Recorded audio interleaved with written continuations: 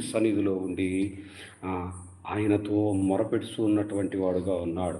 అసలు ఎందుకు నిలిచాడు అబ్రహాము?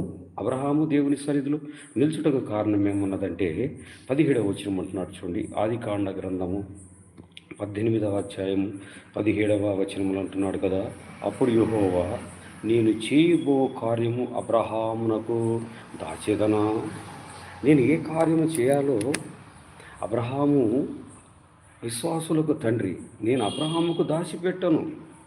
నేను అబ్రహాముతో మాట్లాడుతాను. నేను అబ్రహాముకు తెలియజెప్పేటువంటి వాడుగా ఉన్నాను. చూడండి, నిజముగా దేవుని యందు భయభక్తులు కలిగినటువంటి బిడ్డలకు ఆయన ఏ మాటలు దాచి ఉంచేటువంటి వాడుగా లేడు. ఆయన తెలియపరుస్తున్నాడు అబ్రహాముకి, నేను ఏం చెప్పాలో, నేను ఏమి చేయాలో వాటిని దాచి ఉంచేటువంటి వాడుగా ఉన్నానా?